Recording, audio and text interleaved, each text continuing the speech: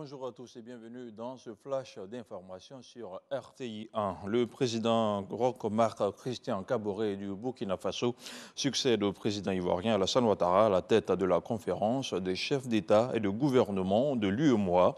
C'est ce qui ressort de la cérémonie de clôture du 22e sommet ordinaire de l'Union qui s'est tenu hier jeudi par visioconférence en raison de la pandémie de la Covid-19. Au terme des travaux, les chefs d'État ont décidé de poursuivre les efforts d'intégration régionale et l'accélération de la vaccination des populations contre le coronavirus.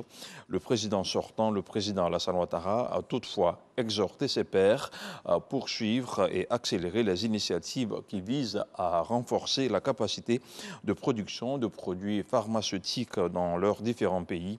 Les chefs d'État ont également fait le point de la situation sécuritaire dans l'Union et défini un cadre institutionnel de renouvellement des organes de l'UEMOA. L'accord de coopération transfrontalière entre la Côte d'Ivoire et le Burkina Faso signé en 2019 se porte bien. Les commissions nationales des frontières des deux pays ont convié les autorités administratives, les forces de défense et de sécurité, les guides religieux, les leaders communautaires et acteurs frontaliers à un atelier. Il s'agissait de leur faire connaître le contenu de cet accord dont la ville de Ferké a abrité la cérémonie. Pour la partie burkinabé, les assises se sont tenues à Gawa. Le scrutin législatif du 6 mars dernier sera repris dans 4 circonscriptions électorales. C'est une décision du Conseil constitutionnel, a annoncé jeudi la Commission électorale indépendante, la CEI, dont je vous propose d'écouter un extrait de la déclaration. La Commission électorale indépendante a proclamé solennellement le 9 mars 2021 les résultats provisoires des élections des députés à l'Assemblée nationale du 6 mars 2021.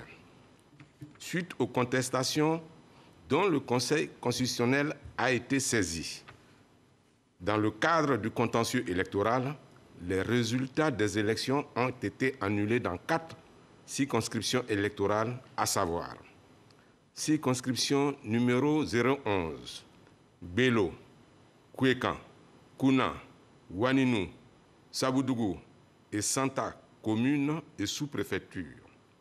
Circonscription numéro 85, Atoutou et Jacquesville, communes et sous-préfectures. Circonscription numéro 148, Dabouyo et Guéyo, communes et sous-préfectures. Circonscription numéro 174, Dogbo et Grand-Berbi, communes et sous-préfectures.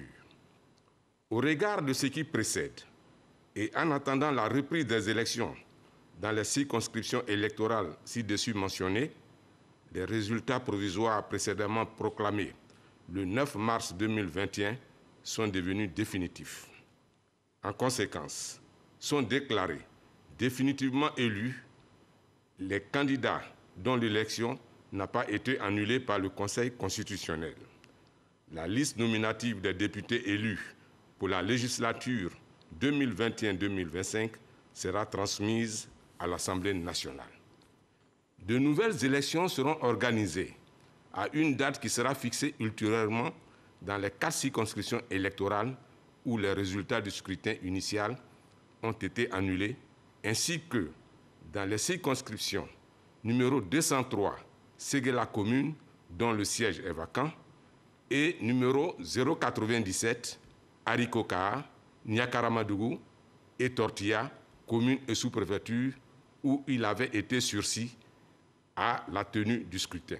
Fait à Abidjan le 25 mars 2021 pour la Commission électorale indépendante, le porte-parole Émile Broutier. Et dans l'actualité hors de chez nous, 6 jeunes Maliens ont été tués jeudi dans le nord-est du pays lors d'une frappe décrite par la force française Barkhane comme visant des djihadistes. Les notables locaux, eux, parlent de jeunes chasseurs tués alors qu'ils traquaient du gibier. Ils demandent l'ouverture d'une enquête et que la responsabilité soit établie. En République démocratique du Congo, le général John Numbi, ancien inspecteur de l'armée, ainsi que 80 autres officiers militaires sans affectation et vivant actuellement dans la région du Katanga sont appelés à rejoindre Kinshasa. Pour l'heure, une enquête est diligentée contre le général John Numbi, ancien patron de la police dans l'affaire de l'assassinat du défenseur des droits de l'homme Floribert Chebeya. Mais selon des sources sécuritaires, le général John Numbi serait en fuite à l'étranger. Et cette qualification historique du sport du football, pour la première fois de leur histoire, les Comores disputeront la phase finale de la CAN 2022, une consécration pour ce pays de 850 000 habitants, affiliés seulement depuis 2005 à la FIFA. Devant les 1000 personnes autorisées à assister au match, les colocantes se sont contentées du point du match nul, 0 but partout face au Togo, déjà éliminé. Fin de ce flash d'information. L'info revient à 13h. À tout à l'heure donc sur RTI 1.